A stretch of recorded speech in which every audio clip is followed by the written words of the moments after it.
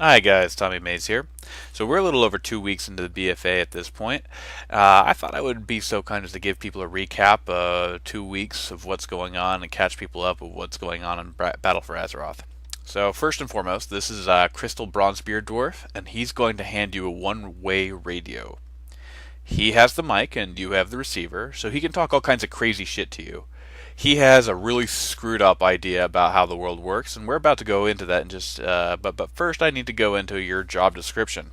This is a big part of Battle for Azeroth. So basically, our job is to get liquid pools of crazy goop stuff and push it into the radio he gives us so he can harvest it later.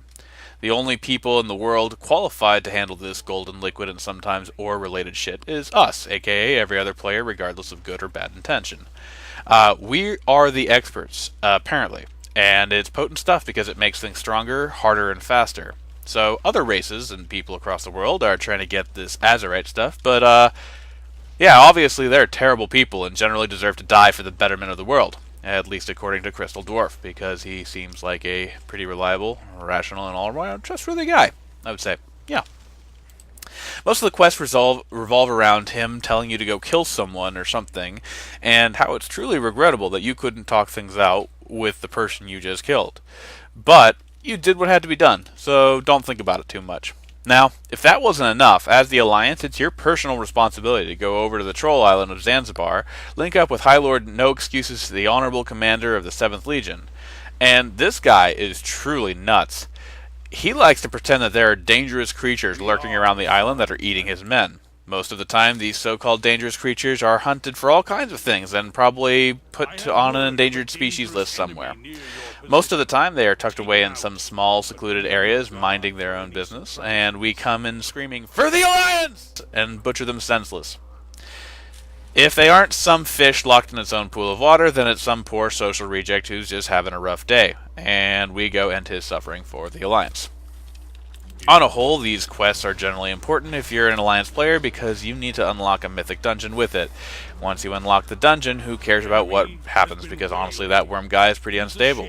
Generally thinks his spies poisoning food and water and rations of local troll villages and desert is considered being innocent, and when they get captured, well, we can't negotiate with Horde sympathizers, or, well, you get the idea. Basically, we have to torch the village and save the innocent spies. All pretty normal stuff if you're the Alliance. And last but not least, War Mode. Sharding is really dumb. In an attempt to make the game pretend it's community-based and is lively, having people play it everywhere doing things, Blizzard manufactured off an assembly line of Candy Cane Lane a way to choose if you want to be on a PvP server or a PvE server. More often than not, you have one or two of the opposite factions stare each other down in world quests and generally respect the peace. Once a Blood Elf Demon Hunter shows up, carnage is soon to follow. Eventually it becomes a snowball of death as the Horde get more and more enthralled and blood-crazed and the blood orgy to follow, as the Horde run from objectives, camping hapless Alliance foolish enough to try and get some of the world quests done for rep or from previously mentioned sources of their own murder and ill-gotten gains. Once the Alliance have had enough, they unionize together, joining a raid, which so happens to be on another shard. What this ultimately means is that there is no real reason to PvP. Because of shards, you don't develop rivalries with players, you don't recognize anyone, and honor means relatively nothing. The idea behind it is to give 10% bonus reward to rep or Azerite armor or experience if you're still leveling. My guess is that so many people loved World PvP from Classic and private servers that they tried to get this thing going again for an epic feel of it, but ultimately sharding created a different dimension where players don't necessarily care or mean anything to others. Without clearly defined objectives for honor, the same characters, or even shard, you rarely see the same person twice, and generally don't seem to care or even want to talk to one another. Not to mention PvP in the current edition of the game is painful at best. Healers with relatively infinite mana, some classes being A plus tier and some being C minus tier, affect this. The real challenge is being level 110 because of the current gearing. Most level 110 to 115s are actually more capable of killing the level 120s than single 1 vs 1s.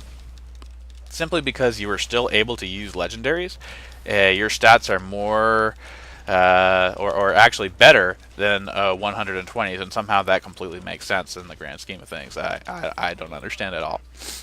This has been my 2-week review of the game, and I'll make another when Mythic Plus and Raids come out. Thanks for watching.